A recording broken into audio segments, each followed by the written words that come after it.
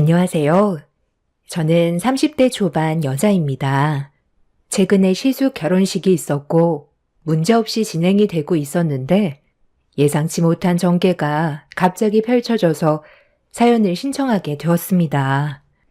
대기업에서 근무를 하던 시숙이 어느 날 결혼 발표 소식을 알렸어요.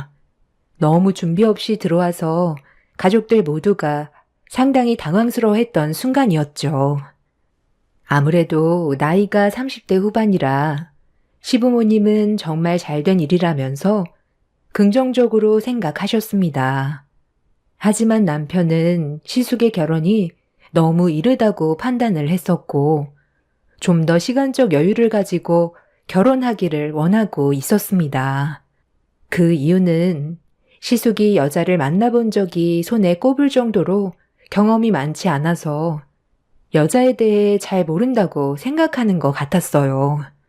저 또한 시숙이 결혼할 상대를 좀 더 알아가는 게 좋을 것 같다는 의견을 주었지만 이미 확고한 상태인 것 같았습니다. 상대방에게 푹 빠져 있는 상태였고 하루라도 빨리 서둘러 식을 올리고 싶어 하고 있었어요. 시부모님은 결혼은 타이밍이라면서 좋은 인연이라고 생각한다면 당연히 붙잡아야 된다고 한 살이라도 더 나이 먹기 전에 자리 잡길 원하셨어요. 그렇게 시작된 인사자리는 어색한 분위기와 함께 예비 형님이 될 사람을 알아가기 시작했습니다. 이미 아주버님한테 어떤 사람인지 어느 정도 들었던 터라 크게 궁금한 건 없었는데 대학 교수라서 그런지 상당히 밝은 톤을 가지고 있었고 언변이 뛰어나서 시부모님께 좋은 인상을 남겨주고 있었습니다. 하지만 남편의 표정은 상당히 심각한 상태였고 대화의 분위기를 남편이 망치고 있다고 속으로 생각하고 있었는지 아주버님이 남편을 따로 밖으로 불렀지만 시부모님은 크게 신경 쓰지 않는 듯 보였어요. 예비 형님도 문제될 건 없다고 느끼고 있었는지 즐겁게 대화를 풀어나갔고 시부모님은 이미 대학 교수인 예비 형님에게 푹 빠져 있었습니다. 제가 처음 남편과 결혼을 하기 위해 시댁에 인사드리러 갔을 때는 시부모님이 결혼에 대해 긍정적인 모습을 보여주지 않으셨는데 예비 형님한테는 상당히 밝은 모습으로 대해주시는 모습에 좀 서운하긴 했었어요. 그렇다고 시부모님과의 관계가 안 좋은 건 아니라서 충분히 좋게 넘어갈 수 있는 상황이었는데 잠깐 자리를 비웠던 남편과 아주버님의 안 좋은 목소리가 거실에까지 들려오고 있었고 남편이 강하게 반대하는 목소리에 예비 형님의 표정에 결국 변화가 생기기 시작했어요. 시모는 저에게 가서 상황 좀 정리하고 오라며 부탁하셨고 서둘러 자리에서 일어나 방문을 노크한 뒤 방 안으로 들어갔는데 분위기가 너무 안 좋았었습니다. 아버지 어머니도 결혼을 긍정적으로 받아주고 있는데 네가 내 결혼을 왜 반대하는 건데? 아까부터 계속 보자 보자 하니까 표정 관리 못하고 엄청 싫은 티 내고 있잖아. 너는 형이 평생 결혼 안 하고 살았으면 좋겠냐? 정말 괜찮은 사람이야. 마음 맞는 사람 찾기가 쉽지 않다는 거 너도 잘 알잖아.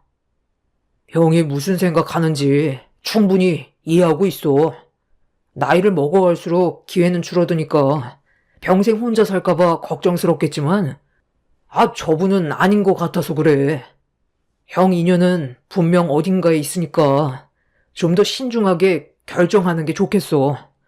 끝까지 결혼을 하겠다면 어쩔 순 없지만 지금 상황에서 이성적으로 판단해 줄 수 있는 사람은 나밖에 없을 것 같아. 아버지 어머니도 형이 나이도 있고 이번이 마지막이라고 생각하신 것 같은데 한 번의 잘못된 선택이 평생을 후회하게 만들 수 있다는 거 기억해야 돼. 형한테는 내가 하는 말이 상처로 다가올 순 있겠지만 나중에 분명 내 말 듣지 않은 거에 대해 후회하게 될 거야. 이렇게까지 형을 생각해주는 동생이 있을 것 같냐? 저분은 겉으로만 봤을 땐 대학 교수에 성격도 상당히 좋아 보이지? 그런데 그건 그냥 외적으로 보이는 모습이지. 실제 성격은 그래 보이지 않아. 중간중간 튀어나오는 말투를 보면 좋은 성격을 가지고 있는 분은 아닌 것 같다고. 이건 내가 확실하게 얘기해 줄 수 있어. 내 직업이 뭐야? 심리 상담사야. 형보다 내가 훨씬 더 많은 사람들과 소통하면서 겪어왔다는 거 부정할 수 없는 사실이잖아. 숨기고 있는 내면이 언제 드러나냐 문제인 거지. 그 시간이 그리 오래 걸리지는 않을걸? 못해도 최소 1년은 만나보고 결정하는 게 좋지 않겠어? 나는 형이 잘 되길 바라는 마음에서 하는 말이야. 아주버님은 남편의 말을 귀담아 듣지 않았어요.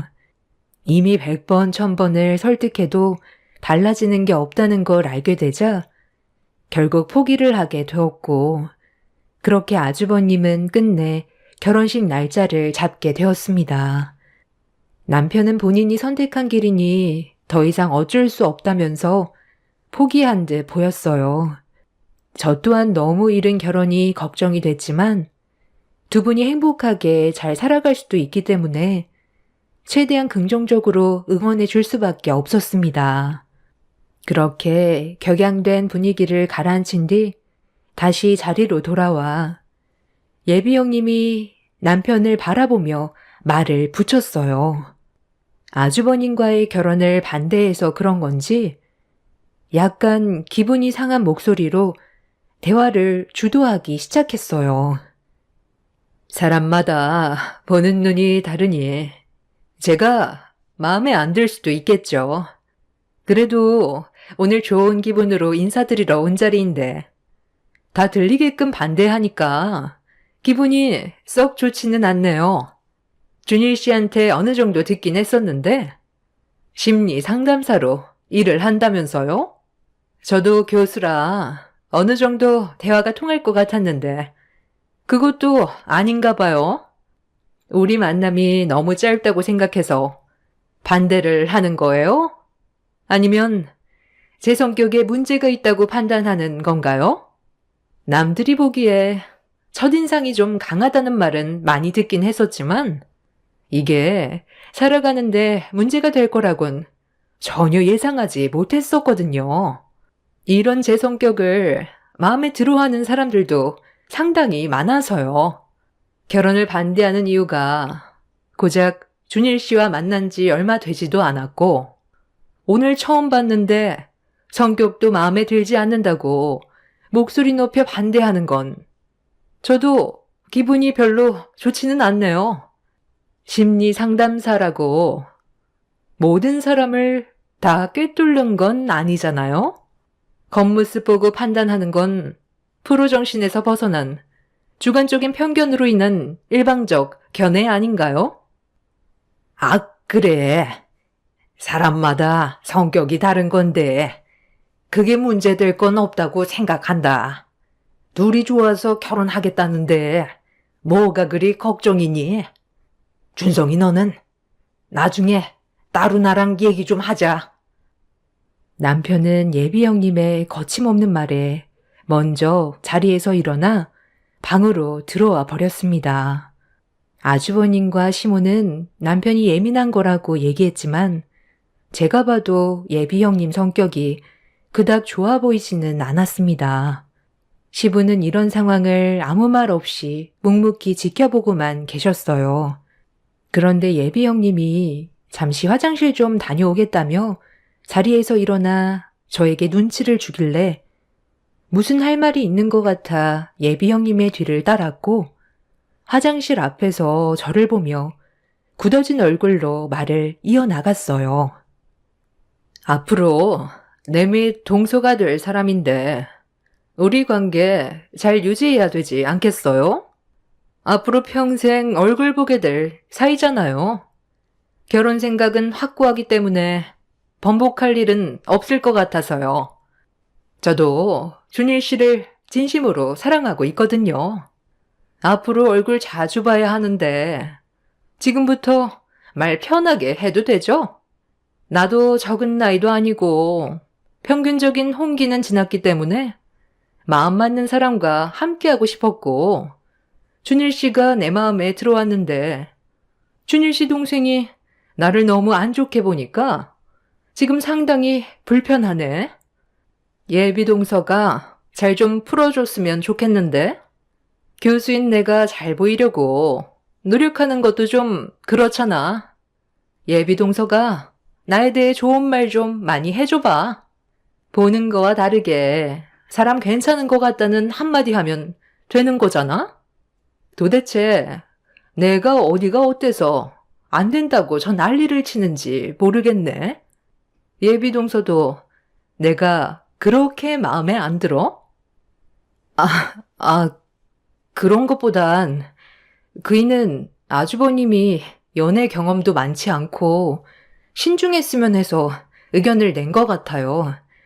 사람은 겪어봐야 안다곤 하지만 직업이 사람 성격을 파악하는 심리 상담사라 아무래도 첫인상을 상당히 중요시하게 생각하거든요. 그리고 그 첫인상에서 나오는 행동들과 얼굴 표정들 같은 거에 성격을 파악하는데 거의 대부분 맞아 떨어진다고 하더라고요. 그런 쪽으로 더 많이 연구하고 공부를 해서 더 예민한 것 같아요. 첫 만남에 감정 상하셨을 수도 있겠지만 나쁜 의도는 아니었으니 좋게 생각해 주세요. 다른 형제랑 다르게 유달리 각별하거든요. 그렇다고 예비 형님 성격이 나쁘다는 게 아니라 집안과 맞지 않는다고 판단한 문제라 관계 회복을 하기 위해선 좀 더 시간이 필요할 것 같아요. 나이가 많은 것도 아니면서 얼마나 많은 사람들을 만나봤다고 나를 함부로 판단해? 예비 동서도 내가 교만해 보이고 성격이 안 좋다고 느끼는 거야? 아니요. 그런 건 아니지만 지금 예비 형님이 말하는 걸 보면 생각하는 대로 거침없이 말하는 경향은 있는 것 같아요. 그래도 그이는 아주버님만 따로 불러 방에서 대화한 건데 예비 형님은 시부모님 앞에 계시는데 그이한테 공격적인 말투로 싸붙였잖아요. 제가 봤을 때 그건 싸우자는 걸로밖엔 안 보였거든요. 일단 그 상황은 최대한 조용히 넘어가는 게 좋았을 것 같기도 하고요. 내기에 들렸으니까 솔직하게 얘기한 거 아니겠어?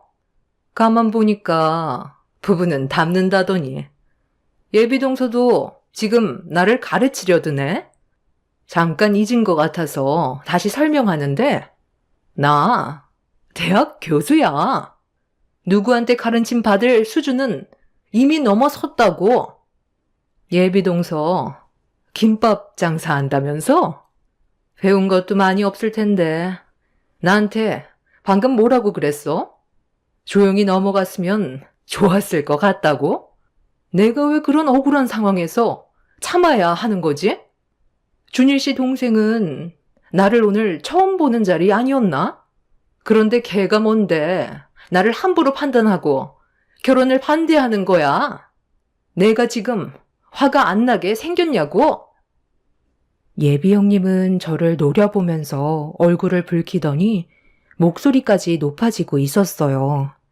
시부모님이 이런 상황을 보게 될까봐 너무 흥분한 것 같다며 나중에 다시 대화하자며 화장실로 안내해주고 빠르게 벗어났습니다. 그 사이 시모가 무슨 일 있냐며 화장실로 걸어오시면서 다행히 상황은 정리가 됐지만 아주 잠깐 동안 예비 형님과 얼굴을 맞대면서 나눈 대화에서 이 결혼은 정말 아닌 것 같다는 느낌이 확 밀려 들어왔습니다. 이대로 새 며느리로 들어오게 된다면 예비 형님과의 마찰은 안 봐도 눈에 훤했어요. 한 식구가 될 수 있는 사람인 만큼 신중해야 되는데 이런 상황들이 잘 풀리지가 않아 저도 많이 답답했었죠. 둘이 좋아서 하는 결혼, 아무리 말려봤자 해결될 수 없는 문제라 아주버님이 직접 겪어보고 후회할 때까지 기다리는 게 현재로선 최선의 방법이었어요. 그렇게 아주버님은 결국 예비 형님과의 결혼을 진행하게 되었는데 여기에서 예상치 못한 상황들이 펼쳐지게 되었습니다. 예식 시간이 1시간 정도 남았을 때 신부 대기실에서 비명소리가 들리길래 시모와 저는 급하게 문을 열고 들어갔어요. 그런데 헬퍼 이모가 뭘 잘못했는지 예비 형님한테 고개를 숙이고 있었습니다. 저기요, 지금 이 상황에 죄송하다고 끝날 문제야? 내 생에 한 번뿐인 결혼 그쪽이 다 망치게 생겼다고. 이거 이제 어떻게 할 거야? 만에 하나 오늘 결혼식 망치면 헬퍼비는 당연히 못 주고 그쪽을 상대로 소송까지 진행할 거니까 그런 줄 알아. 빨리 가서 찢어진 드레스를 고쳐 오던지 아니면 제대로 된 걸 다시 가져와. 아니, 신부님이 실수하신 걸 왜 저한테 화를 내는지 모르겠네요. 제가 뒤에서 잡아준다고 했는데도 무작정 걸어가는 바람에 발을 헛디뎌 드레스가 밟혀 허리 쪽이 찢어진 거잖아요. 처음부터 제 말을 들었다면 이런 일이 생겼겠어요? 일단 결혼식 시간이 1시간 남았으니까 다른 드레스로 가지고 올게요. 드레스가 앞에 꽤 많이 찢어져서 사진 촬영을 어려울 것 같으니 입고 있는 건 다시 도로 가져가야 하니까 환복부터 해주세요. 그래도 쇼비 가까워서 아마 왕복으로 30분 정도 걸릴 것 같아요. 식 시작 전까진 오겠습니다. 뭐? 30분? 식 시작이 앞으로 1시간 남았는데 차라도 막힌다면 드레스 없이 식을 시작해야 될지도 모른다고. 당연히 택시를 타야 하는 거 아니야? 그리고 식전에 사진 촬영은 어떻게 할 건데? 얘야, 네가 헬퍼분이랑 같이 가서 서둘러 드레스 좀 바꿔와라. 그게 빠르겠다. 일단 문제가 생긴 건 나중에 다시 얘기하고 빨리 움직이는 게 좋겠어. 시모의 부탁에 일단 결혼식을 성공리에 마칠 수 있도록 서둘러 헬퍼분과 함께 숍으로 이동을 했어요. 가는 동안 헬퍼 이모는 화가 많이 났는지 저에게 한풀이를 하는데 그동안 많은 신분들과 함께 했었지만 성격이 저렇게 고약한 신부는 처음 본다며 신랑이 보는 눈이 없다며 한숨을 쉬고 계셨어요.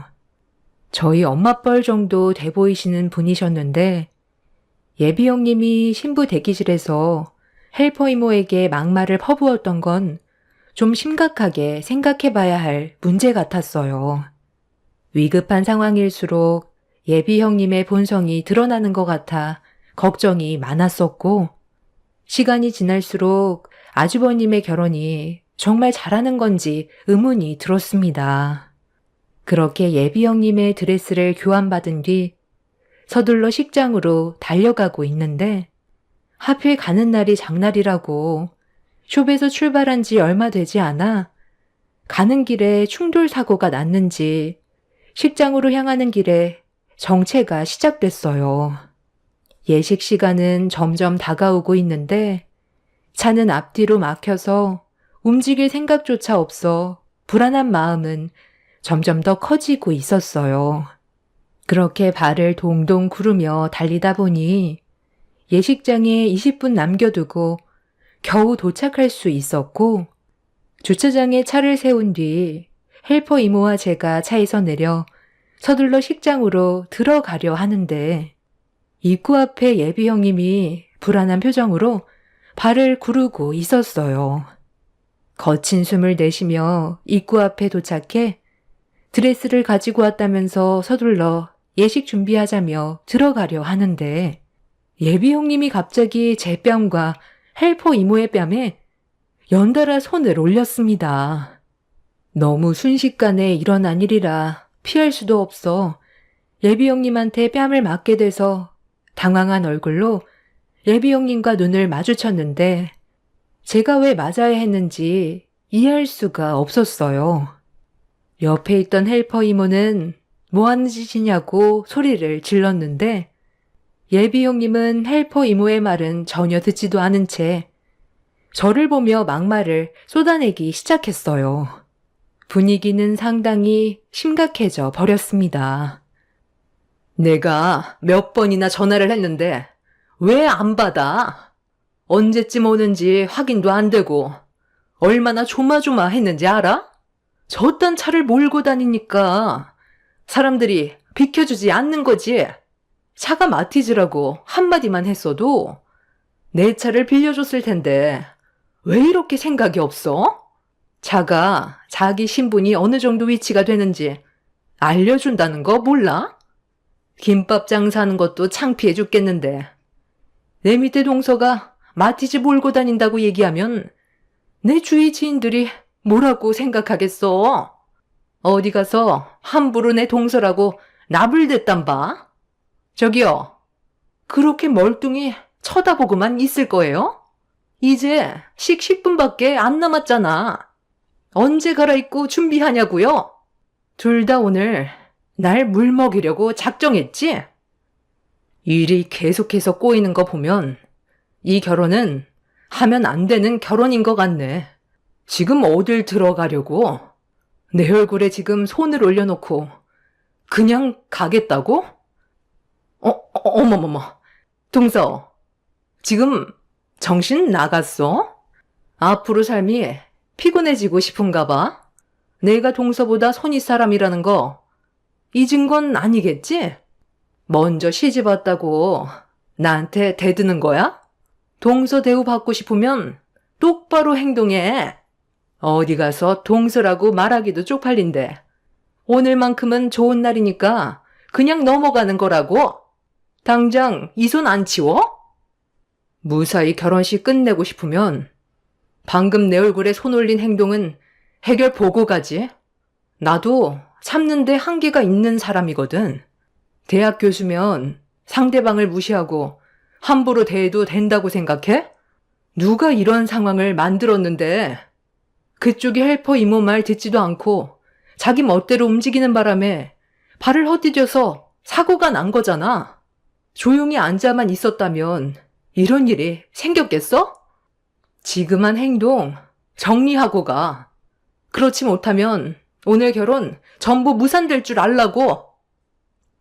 네가 아주 단단히 미쳤구나. 내 결혼식 망치면 누가 제일 큰 피해를 볼 것 같아?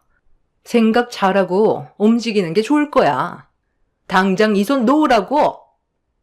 본인 잘못으로 찢어진 드레스 해결 보기 위해 힘들게 교환해서 가져왔는데 결혼식도 올리기 전에 제 뺨을 올린 예비 형님을 용서할 수가 없었어요. 그래서 저도 똑같이 뺨을 내리쳤습니다. 남편의 말대로 이 결혼은 집안을 무너뜨리게 만들 정도로 엄청나게 큰일이라는 걸 그때 확 깨닫게 되었죠. 예비 형님은 제가 정신이 나갔다고 대학 교수를 우습게 한다며 다시 한번 손을 올리려는데 갑자기 시부가 나타나 큰 소리로 그만 멈추라고 소리를 질렀습니다. 지금 뭐 하는 짓들이야? 당장 그 손 내리지 못해? 어디서 우리 며느리 얼굴에 손을 대려고 그래? 식전에 걱정이 돼서 내려와 보니 이런 식으로 행동하고 있어? 아버님, 제가 얼마나 기분이 안 좋았으면 이렇게까지 나왔겠어요. 이 상황 다 보셨으면 제 마음도 알겠네요. 저 정말 참을 만큼 참았다고요. 그래서 우리 며느리 얼굴에 손을 올리겠다는 거냐? 네가 지금 분위기 파악을 못하고 있는 것 같은데 오늘 결혼식은 없던 일로 해야 될 것 같다. 며느리 너는 지금 당장 경찰서에 신고부터 넣어라. 입구 앞 CCTV에 전부 찍혔으니까 절대 선처로 마무리 짓지 말고 법대로 처리하거라. 아버님, 정말 이럴 거예요? 이제 예식 곧 시작한다고요. 일단 식부터 진행하고 나서 나중에 다시 얘기하는 게 좋지 않겠어요? 정말 파혼하란 말씀인 거예요? 너같이 버릇없고 타인을 함부로 생각하는 그런 사람을 내 큰아들 배필로 받아줄 마음 조금도 없다. 아무리 홍기가 지나 결혼이 급하다 해도 우리 집안이 무너지는 걸 지켜볼 수는 없지. 어차피 드레스도 안 입었는데 잘 됐네. 이 자리에서 파혼하고 다시는 우리 집안에 얼씬거리지도 마라. 시부는 예비 형님이 제 얼굴에 손을 올린 걸 전부 지켜보고 있었는지 분노하셨고 아주버님과의 결혼은 없었던 일로 하자고 파혼을 선언하셨습니다. 예비 형님은 무조건 결혼을 진행할 거라고 상황을 정리해 나가려 했지만 이미 돌이킬 수 없을 정도로 문제가 심각하게 흘러갔어요. 식이 시작이 됐는데도 신부가 나타나지 않자 시댁 식구들도 밖으로 나왔어요. 헬퍼 이모는 그 자리에서 경찰서에 신고를 한 뒤 좀 전에 어떤 일들이 있었는지 전부 다 설명을 하자 그 말을 전부 듣게 된 아주버님은 사색이 된 얼굴로 예비 형님을 바라보고 있었어요. 남편과 시모는 얼굴을 붉혔고 예비 형님은 그제야 심각성을 파악했는지 그 자리를 피하려고 저를 강하게 밀친 뒤 주차장으로 도망쳤어요.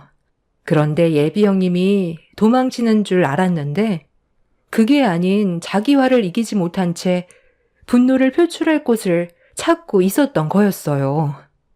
주차되어 있던 제 차를 그대로 들이받으면서 예식장이 떠나갈 정도로 왜 자기한테만 뭐라고 하냐고 결혼 한번 하려는데 별것도 아닌 것들이 방해를 한다면서 쉬지 않고 김밥 장사할 때 배달용으로 사용하는 제 차를 계속해서 들이받았어요. 이성을 잃은 예비 형님의 모습에 식장을 찾은 많은 사람들이 경악을 했고 그 모습을 지켜보던 시부가 차에서 골프채를 꺼내 들더니 예비 형님한테 달려가 타고 있던 벤츠를 부수기 시작했어요. 당장 내리라고 소리치면서 제 차를 부순 예비 형님을 응징하고 있는데 예비 형님 부모님이 그만하라고 소리치며 뛰어오시다가 빠르게 후진하던 예비 형님의 차량에 부딪히는 사고를 유발하게 되었고 그제야 모든 상황이 멈춤과 동시에 경찰이 도착해 예비 형님을 붙잡았습니다.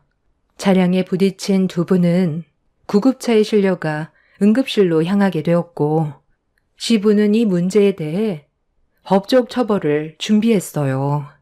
결혼식에서 일어난 피해 보상에 대한 위자료 청구 소송과 함께 저에게 손을 올린 행동들에 대해서도 소송을 제기했고 그 사람은 결국 법정에까지 올라가게 되었습니다. 결혼식장에서도 이 문제로 피해본 부분들에 대해 소송이 들어가게 되면서 꽤 복잡하게 일이 진행이 되었지만 전적으로 그 사람이 잘못을 했기 때문에 CCTV와 헬퍼분의 증언으로 모든 걸 시인하게 되면서 기물파손 합의금과 피해 보상에 대해 검토 중에 있습니다. 남편의 말대로 예비 형님이었던 그 사람이 만약 정식으로 식구가 됐다면 시댁 집안은 순식간에 무너졌을 것 같습니다. 요즘 시대에 워낙 다혈질인 사람들이 많고 범죄도 많이 일어난다 하지만 이런 일들을 눈앞에서 경험하게 되니 너무 큰 충격으로 다가왔었습니다. 요즘 정신과 치료도 받고 있을 만큼 상당히 힘든 시간들을 보내고 있긴 하지만 그래도 그 사람이 형님으로 들어오지 않은 것만도 감사하게 생각합니다. 이번 일을 통해 아주버님은 남편의 말을 전적으로 믿게 되었어요. 시모 또한 급하게 생각하는 것보단 뭐든 신중하게 결정을 내려야 할 것 같다면서 저희 부부가 받았을 상처들에 대해 미안해하고 계십니다. 저 또한 이번 일을 통해 앞으로 살면서 사람을 사귀는 데 있어 좀 더 신중해질 것 같습니다. 한번 만들어지게 된 인연은 쉽게 끊어내기가 어렵잖아요. 예비 형님이었던 그 사람 역시 잘못을 시인하긴 했지만 남편이 처음부터 결혼을 반대했었던 부분에 대해 상당히 안 좋은 감정을 가지고 있던 듯 보였어요. 나중에 분명 후회할 날이 올 거라며 조만간 다시 얼굴 볼 수 있는 기회가 있을 거라는 말을 했는데 그게 무슨 뜻인지 모르겠어요. 저 또한 대학 교수직 사임하고 싶으면 알아서 하라고 받아쳤지만 기분이 상당히 안 좋더라고요. 자신이 저지른 행동들 때문에 법적으로 가중처벌을 받게 될 거라는 것도 알면서 원한을 품고 또 다른 상황을 만들려는 건지 정말 생각이 없는 것 같습니다. 무슨 생각으로 그런 말을 했을까요? 저희 남편한테 그리고 저한테 이 문제로 또 다른 범행을 저지를 거라는 경고일까요? 저 또한 끝까지 당하지 않고 당차게 대응하려고요. 그런 다혈질 성격으로 학생들을 가르치는 위치에 있다는 건 말이 안 되는 것 같습니다. 교수직을 내려놓게 해서라도 그 책임 끝까지 물게 할 겁니다. 하루빨리 모든 상황들이 정리가 되고 예전처럼 평화로웠던 삶으로 돌아가고 싶습니다. 제 사연 들어주신 여러분들께서도 인간관계는 무조건 신중하게 결정하시길 바랄게요. 그래야 나중에 피해를 받지 않게 됩니다. 오늘 하루도 무사히 사고 없이 마무리 잘하시길 바랍니다. 감사합니다. 안녕하세요. 저는 눈앞에서 저희 가족이 무너지고 있는 모습을 보면서 바로잡을 수 없는 현실이 너무 안타까워 이렇게 사연을 신청하게 되었습니다. 앞으로 제가 하는 결정에 따라 가족들의 인생이 달라질 수도 있고 계속해서 나락으로 떨어질 수도 있을 것 같네요. 제 나이 40대 후반이 되어가는 동안 가족들과 큰 싸움 없이 잘 지내왔었어요.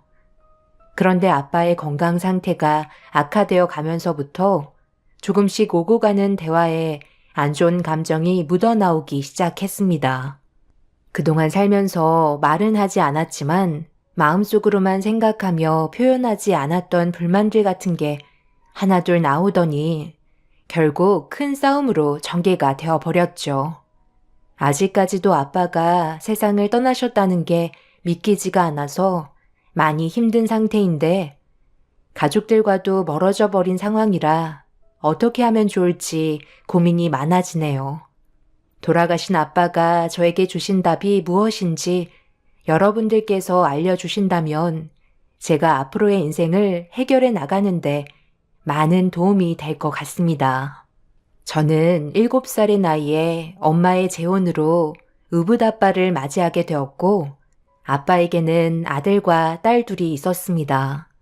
다들 저보다 나이가 많아서 그런지 저를 거부감 없이 오빠 언니들이 잘 받아주었었어요. 친동생처럼 대해주는 모습이 너무 고마웠었죠. 비록 7살 정도의 나이였지만 그때의 기억이 아직까지 머릿속에 남아있는 걸로 봐선 언니 오빠를 많이 의지하고 있었던 것 같네요. 엄마와 단둘이 살면서 친아빠가 세상을 떠나신 뒤 많이 외로웠었는데 저에게 새 가족이 생기고 나서부터는 항상 집안이 시끌벅적했고 웃음이 끊이지 않았었어요. 그렇게 서로 잘 지내오면서 세월이 흘러 어느덧 언니 오빠들은 자신들의 가정을 꾸려 새로운 삶을 살아갔고 저 또한 좋은 남자를 만나 결혼까지 하게 되었었네요.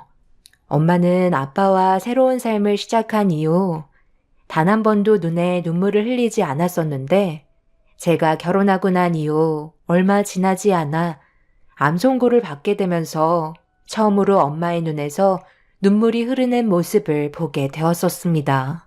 그때 저에게 하셨던 말 중에 지금의 행복을 잃고 싶지 않아 세상을 떠나고 싶지 않다고 하셨지만 결국 암을 이겨내지 못하시고 저희 품에서 떠나시게 되셨네요. 그렇게 된 이후부터 아빠도 정신적으로 많이 힘들어 하셨어요. 오랜 세월 함께 해오면서 집안 곳곳에 많은 추억들이 묻어 있어서 그런지 매일같이 눈물을 흘리셨습니다. 그리고 그때 처음으로 아빠가 잠시 자리를 비웠을 때 가족들끼리 대화를 나누었고 처음으로 서로 의견 조율이 되지 않아 감정이 상하게 되는 일이 발생되고 말았어요. 그렇게 되자 장남인 큰 오빠가 먼저 나서서 한마디 하게 되었고 저는 언니 오빠들의 말을 묵묵히 듣고만 있었는데 갑자기 화살이 저한테 날라오게 되었네요.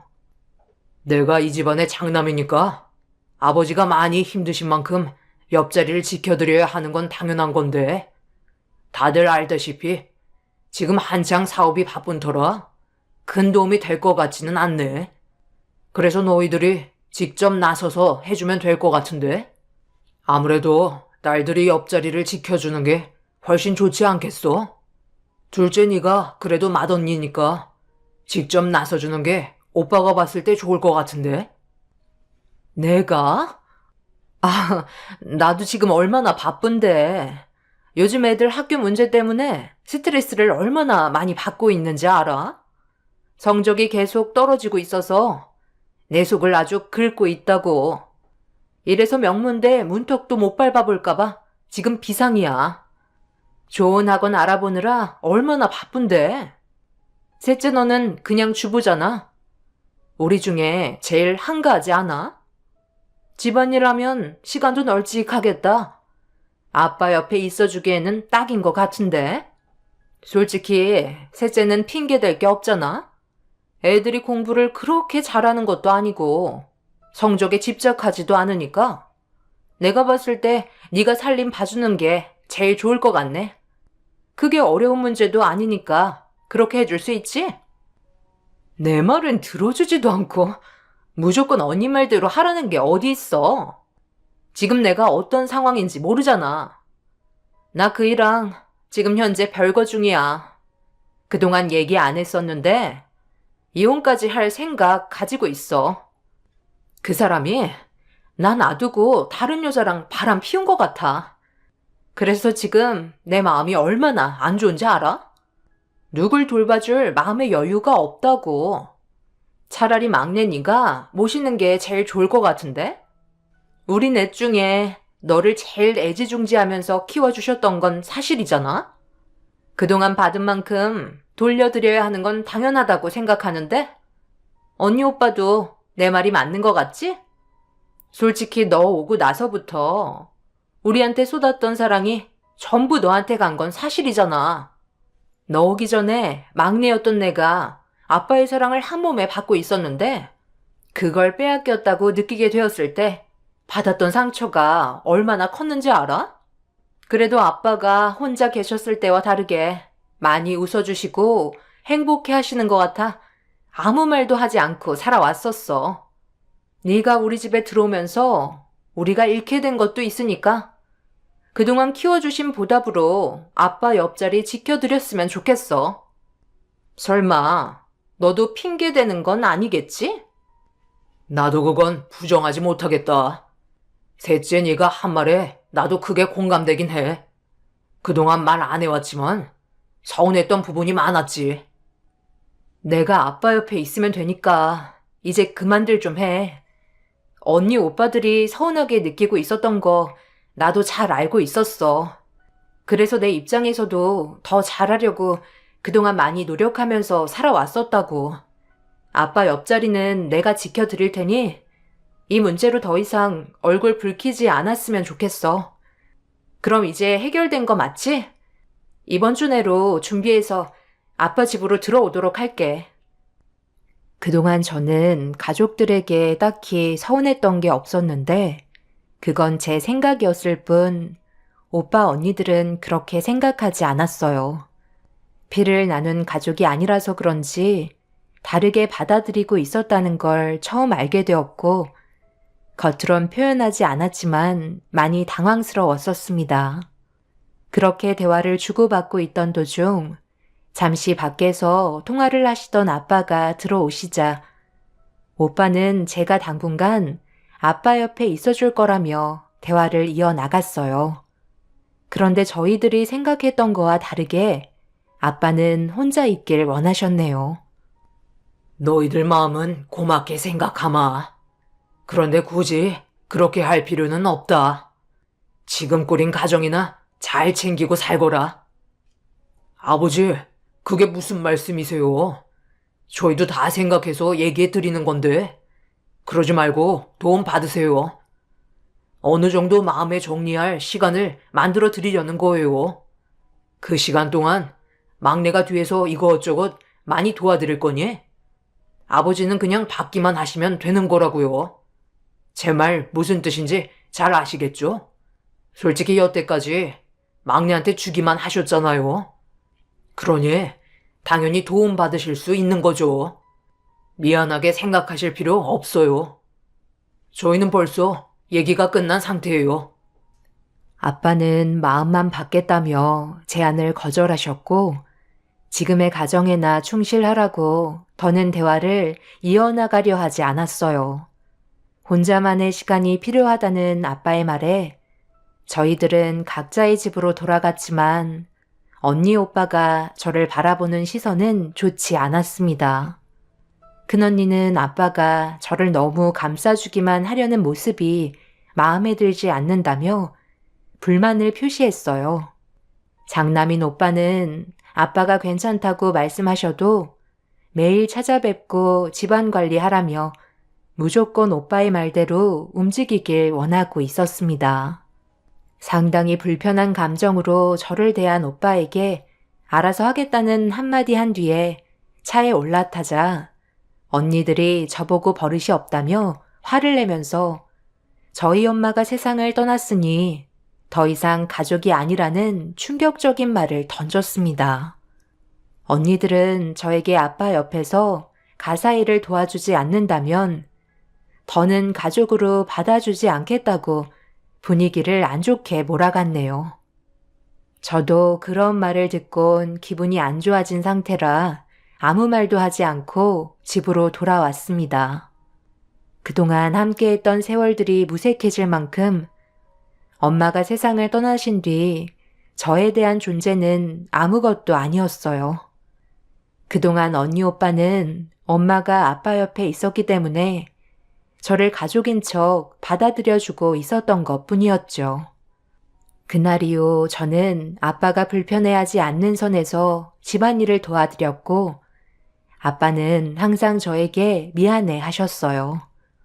그동안 살면서 자식들 눈치 보느라 제대로 챙겨주지 못했다며 저를 불쌍히 여기셨고 엄마가 돌아가실 때 저에 대한 걱정을 많이 했다며 아빠에게 잘 좀 부탁한다는 마지막 말을 하시고 세상을 떠나셨다는 말을 저에게 해주셨네요. 비록 저는 아빠의 친딸은 아니었지만 한 번도 그렇게 생각한 적은 없으셨다고 해요. 저도 아빠를 진심으로 대해드렸기 때문에 집안일을 도와드리는 건 당연하다고 생각했었습니다. 그리고 제가 원했던 건 가족들과 불화가 생기지 않는 걸 원했었기 때문에 묵묵히 제가 할 수 있는 선에서 움직이며 살아왔었네요. 그런데 오빠와 언니들은 노력하는 모습은 보려 하지 않고 무조건 부족한 모습들을 지적하면서 지속적인 상처를 주며 제가 하는 모든 일들이 마음에 들지 않는다고 화를 내기 시작했어요. 이런 상황들이 반복적으로 지속이 되자 저 또한 안 좋은 감정을 품게 되더라고요. 그러고 싶지 않은데 받게 되는 상처들이 점점 많아지면서 저 또한 불만들이 터져 나오게 되었고 결국 한자리에 모여 식사를 하던 도중에 큰언니의 한마디에 싸움이 시작되었네요. 너 뭐 하는 애야? 지금 이게 최선이라고 음식 내온 거니? 아빠 입이 얼마나 까다로우신데 몇 가지 반찬으로 저녁 때우라는 거야? 그리고 우리가 오래간만에 왔으면 당연히 음식에 좀 더 신경을 써야 하는 게 당연한 건데 정말 음식이 너무 형편없다. 그동안 무상으로 먹고 자고 배부르게 살았으면서 꼴랑 반찬 몇 개 놓고 숟가락 뜨라는 거니? 그동안 이런 식으로 대접해드린 거야? 오빠가 이런 건 따끔하게 뭐라고 좀 해줘. 그동안 조용히 있었다고 얘가 요즘 하는 꼴을 봐봐. 아주 눈에 가시라니까. 내가 봐도 이건 정말 아닌 것 같다. 아버지는 이런 음식을 잡수시고 싶은 거예요? 지금까지 막내를 감싸 돌기만 했으니 이런 식으로밖에 대접을 못 받으신 거잖아요. 모두가 한자리에 모였으면 고기 반찬이라도 있어야 하는 건 당연한 거 아니야? 그만들 하지 못해? 잘 알지도 못하면서 막내한테 왜 뭐라고 그러는 거야? 내가 좋아하는 음식들 위주로 내어준 건데 뭐가 잘못됐니? 그동안 너희 엄마가 지금까지 나를 위해 만들어진 음식들이었다. 막내가 완벽하게 따라할 수는 없지만 그래도 최선을 다해서 신경 써준 건데 어떤 의미인지도 잘 모르면서 막내한테 상처를 주면 되겠니? 내가 먹고 싶다는 음식들로만 만들었으니 그만들 하고 숟가락 뜨던지 아니면 그만 집으로 돌아가라. 막내가 내 집에 매일같이 와서 집안일 열심히 하는 동안 너희들은 한 번이라도 찾아온 적이라도 있냐? 너희들은 정작 애비 집이랑 넘어지면 코 닿는 곳에 있으면서 고개 한 번 내민 적 없었잖아. 막내가 제일 먼 곳에 살고 있는데도 똑같이 회사 일하고 퇴근하면 내 집에 먼저 들려서 상황에 맞게끔 이것저것 신경 써주고 들어가는데 너희들이 막내한테 큰소리 칠 자격이 있다고 생각해? 다시 한번 말하지만 한 번만 더 막내한테 상처 준다면 그땐 내가 너희들 용서하지 않으마. 서로 피를 나누지 않았더라도 지금까지 살아온 세월이 있고 아빠가 가족으로 받아들인 만큼 너희들도 불만 가지지 않으면 아무 일 없이 잘 지낼 수 있는 거다. 서로 한두 살 먹은 나이도 아니니까 무슨 말인지 알아먹었으면 저녁 먹고 각자 위치로 돌아가도록 해. 그리고 막내는 아빠랑 따로 할 얘기가 있으니까 잠시 남아 있거라. 언니들과 오빠는 아빠의 말에 한마디도 못하고 차려진 저녁을 대충 먹은 뒤 집으로 돌아가려는데 아빠는 오래간만에 온 만큼 집안 청소와 설거지까지 전부 다 시킨 뒤 저는 따로 방으로 부르셨네요. 밖의 상황이 신경 쓰였지만 아빠의 한마디에 누구도 불만을 제기하지 않았어요. 저를 따로 부르신 이유는 더 이상 집안일에 신경 써주지 않아도 된다며 현재의 가정에 더 신경 쓰라는 말을 하시려고 부르셨던 거였어요. 아빠는 저로 인해 돌아가신 엄마에 대한 아픔을 많이 회복할 수 있었다며 제 손을 잡고 고마워하셨습니다. 그리곤 봉투 하나를 건네주셨어요. 확인을 해보니 꽤 많은 돈이 들어가 있었죠. 저는 돈을 바라고 한 게 아니기 때문에 아빠가 주신 돈을 받지 않았어요. 그렇게 아빠와 대화를 주고받고 있는데 밖에서 언니들과 오빠가 대충 정리가 끝났는지 집으로 돌아가겠다며 아빠에게 인사를 드린 뒤 불만 섞인 표정을 보이며 현관문 밖으로 나섰습니다. 분명히 이 일로 인해 저에 대한 안 좋은 감정은 더욱더 커졌을 거라 생각했지만 언니들과 오빠의 행동은 누가 봐도 잘못된 거였어요. 그래서 저는 미안해하지 않았습니다. 그리고 그날 이후 아빠는 주로 여행을 많이 다니셨고 저는 그동안 조금 소홀하게 되었던 가정에 더 많은 신경을 쓸 수 있게 되었네요. 정상적인 가정으로 돌아온 이후 별일 없이 지내는 듯 싶었지만 확실히 예전과는 너무 달라진 가족 관계는 쉽게 회복되지 않더라고요. 그래도 가끔은 안부 전화도 오곤 했었는데 아예 연락이 없어서 언니 오빠에게 연락을 취해봤지만 연결이 되지 않았고 문자를 해도 답장은 오지 않았습니다. 그런 행동들에서 많은 걸 느낄 수 있었어요. 저는 진짜 가족이 될 수 없다는 걸 확실히 알게 되었었죠. 그렇게 저에 대한 안 좋은 감정을 가지고 있는 상태에서 때 되면 얼굴을 보게 되는 상황이 와도 저와는 말도 섞지 않았고 투명인간 취급해오고 있었네요. 본인들이야 티 안 나게 행동한다 하지만 아빠가 봤을 때 분명 금이 가고 있다는 게 보였는지 모두가 한자리에 모였을 때 한마디 하셨습니다. 하지만 오랜 기간 살아오면서 저에 대한 감정을 쌓아왔던 터라 쉽게 풀어지지 않았어요. 그러다 보니 결국 아빠는 큰 소리를 낼 수밖에 없었고 오빠와 언니들 또한 아빠의 말에 반박하며 대들기 시작했습니다. 그래서 지금 너희들이 잘했다는 거야? 나이를 더 먹었으면 그만큼 어른답게 행동해야지. 자식들이 셋이나 있는데 어떻게 된 게 하나같이 멀쩡한 놈이 없는 거야? 좀 더 현명하게 행동할 수 없는 거니? 아빠가 항상 얼굴 볼 때마다 얘기하는 게 뭐야? 서로 위해주고 아껴주면서 의지해야 앞으로 남은 인생 행복하게 잘 살 수 있을 거라고 몇 번이나 얘기했는데 서로 똑같이 행동하고 있으면 가정에 불화만 생긴다는 거 몰라? 지금 봐봐라. 막내만 정상이고 너희들은 서로가 가지고 있는 불만들을 점점 더 키워가고만 있잖아. 막내는 너희들한테 불만이 없어서 항상 웃고 가까이 다가가려고 노력하는 줄 알아? 아버지는 맨날 막내 동생만 감싸주고 저희는 안중에도 없었잖아요. 나이 먹어서도 저희는 찬밥 신세 아니었나요? 오빠 말이 맞아요. 맨날 막내가 불쌍하다면서 좋은 것들도 항상 나눠주려 하고 모든 막내가 우선이었잖아요. 아빠 친자식은 막내가 아니라 저희라고요. 왜 그걸 모르세요? 피를 나눈 자식이 우선이 돼야 하는 거 아닌가요? 내가 너희들한테 못한 게 뭐가 있어? 그동안 내 전부를 가져간 것들이 너희들 아니야? 막내는 내가 준다고 해도 항상 받지 않고 혼자 자립해서 주어진 환경에 맞게 가정을 꾸리며 살아가고 있는데 너희들은 뭐만 하면 내 등에 빨대 꽂아서 전부 다 빨아간 건 생각 안 하고 정작 아무것도 가져가지 않은 막내한테 조금 신경 써준다고 그걸 질투해서 이런 일로 아빠 입에서 큰 소리 나게 만들어? 막내만 없었어도 저희 가정에 불화는 없었겠죠. 이 모든 것들이 막내로부터 시작돼서 지금까지 오게 된 거라고요. 정말 꼴보기 싫어 죽겠어요.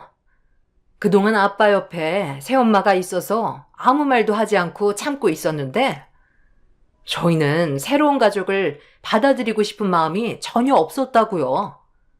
엄마라고 하기도 싫었어요. 아빠가 저희 마음을 얼마나 안다고 그래요?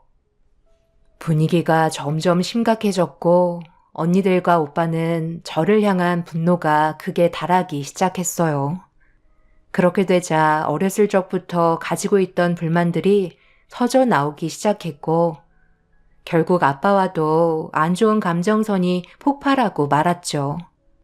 큰오빠가 저는 대화하고 싶지 않다며 자리를 박차고 일어나더니 장례식장에서나 찾아뵙겠다는 충격적인 한마디를 꺼낸 뒤 등을 돌리자 언니들 또한 큰오빠를 뒤따라 가버렸네요.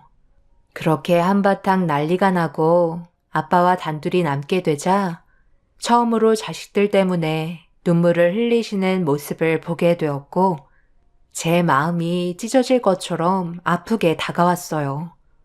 그리고 그날 이후 언니들과 큰 오빠는 정말 아빠와의 인연을 끊어버린 뒤 연락조차 되지 않았습니다.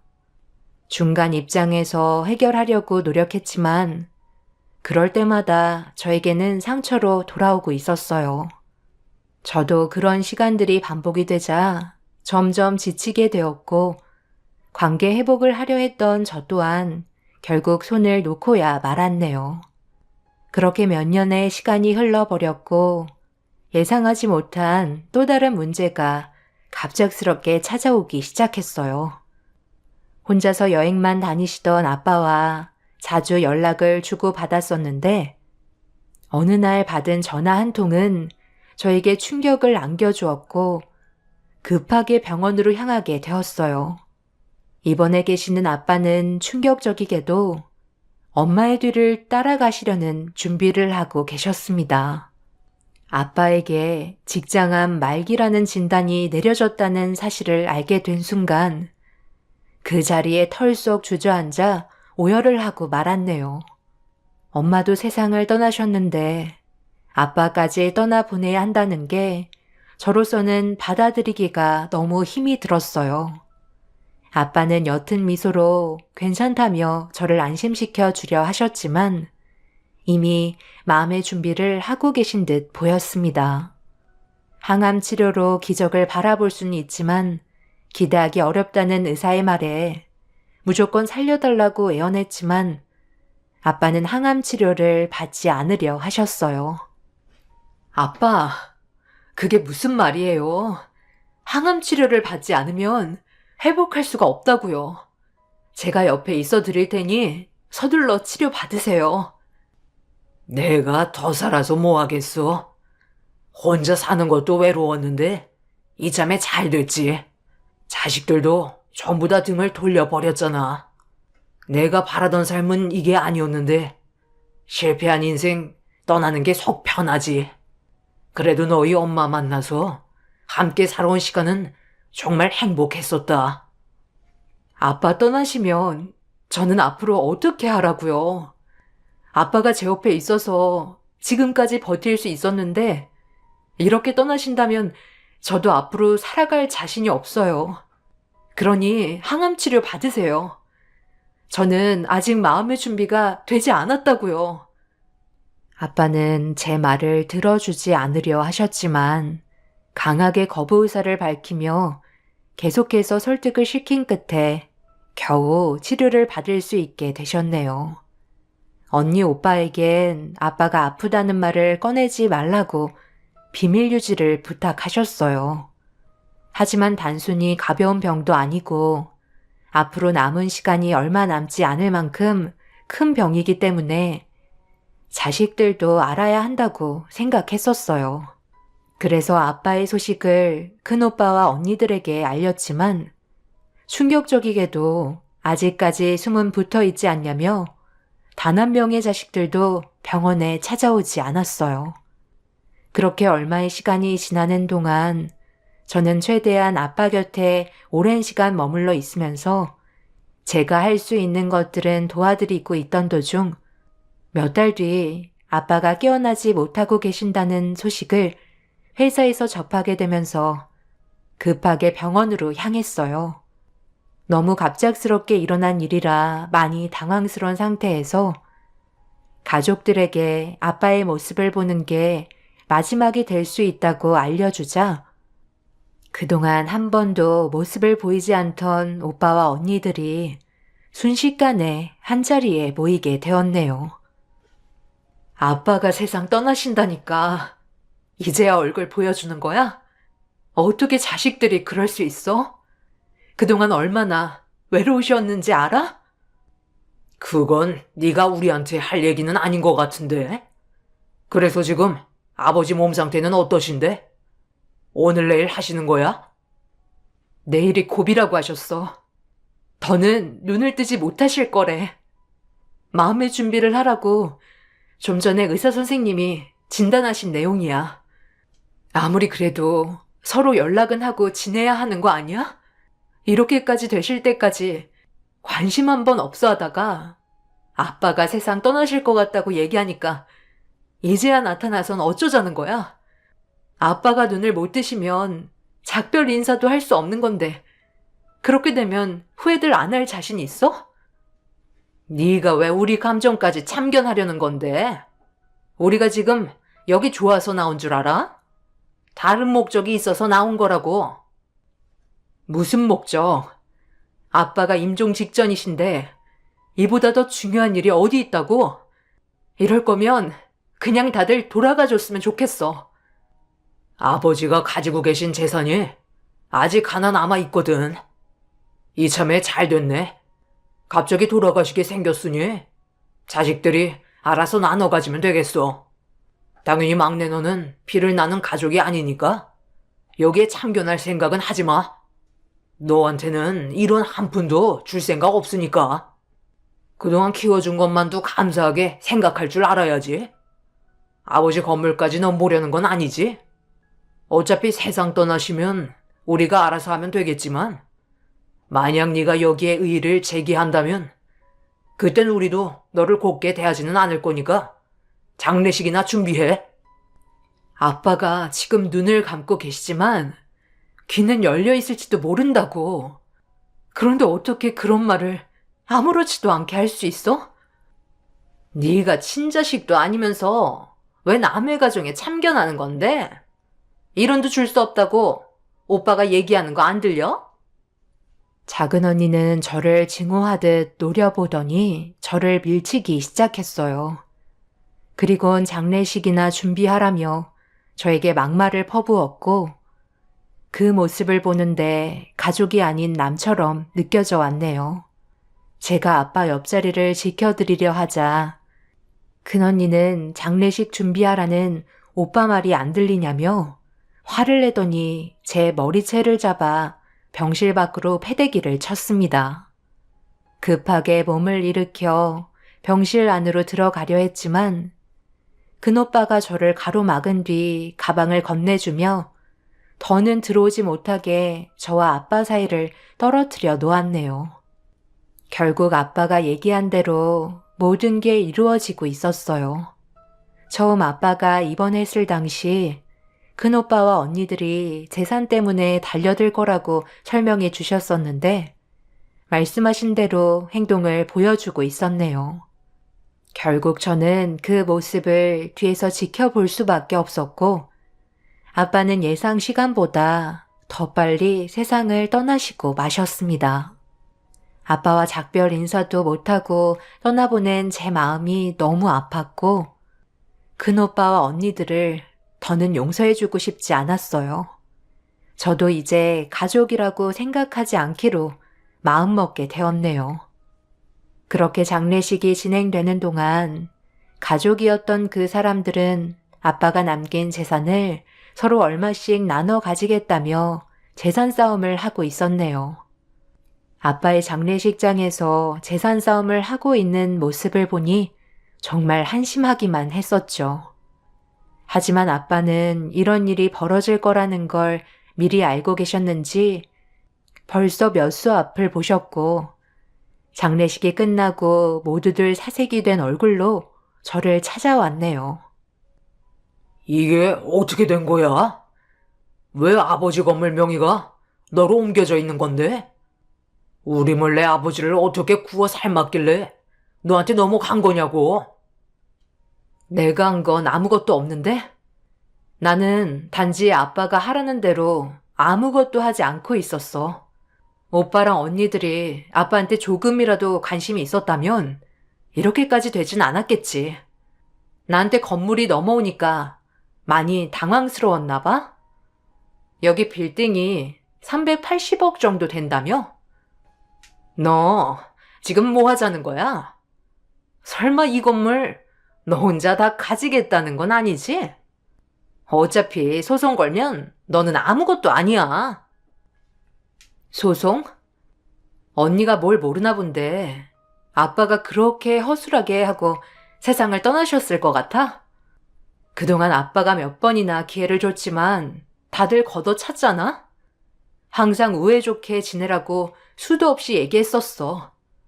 그런데 상황을 이렇게까지 악화시켜놓고 아빠가 남겨두고 가신 재산은 가져가시겠다? 내 눈에 흙이 들어와도 절대 주지 않을 거니까 그런 줄 알아. 우리는 어차피 피를 나눈 사이도 아니잖아? 남남인데 나도 이제 정 떼고 살려고. 엄마도 없고 아빠도 없는데 그동안 나를 막대한 오빠와 언니들한테 미련 같은 거 더는 남아있지 않아. 2번 다시 내 앞에 나타나지 말고 앞으로 각자 인생 알아서 살자고. 이제 그만 나가줬으면 좋겠는데? 제 말이 끝나는 순간 큰오빠는 앞에 있는 책상을 뒤집어 엎었고 많은 돈을 투자해서라도 무조건 건물을 뺏어오겠다며 난리를 치고 밖으로 나갔습니다. 결국 큰오빠와 언니들을 상대로 법적인 소송에 들어갔지만 아빠가 유언 대용 신탁으로 유언을 남겨 재산을 상속했기 때문에 법정에는 유류분이 아니라는 취지의 판결이 나오면서 법정은 제 손을 들어주었습니다. 큰오빠와 언니들은 땅을 치며 통곡하며 법정에서 싸우는 도중 듣게 된 건 큰돈이 들어올 수 있다는 걸 기대하고 주식에 투자를 많이 한 것 같았어요. 그런데 손해가 나기 시작했는지 회복이 불가능하면 경제적으로 많이 힘들어질 것 같아 보였습니다. 아빠는 자식들이 법적으로 소송까지 이어질 거라는 걸 미리 아시고는 만약 그렇게 된다면 차후에 제가 알아서 건물을 처분하길 바라셨어요. 법적으로 승소를 하게 됐으니 이제 건물은 제 소유가 되었지만 앞으로가 문제입니다. 저에게 넘어온 건물 때문에 큰오빠와 언니들은 지속적으로 접근할 테고 주식 투자 실패로 경제적으로 많이 힘들어져 있기 때문에 도움받길 원하겠죠. 아빠는 제가 어떤 식으로 처리하는 걸 원하실까요? 여러분들께서 현명한 조언을 해주신다면 많은 도움이 될 것 같아요. 아빠가 남기고 떠나신 재산을 현명하게 처리하고 싶습니다. 그럼 답변 기다리겠습니다. 감사합니다.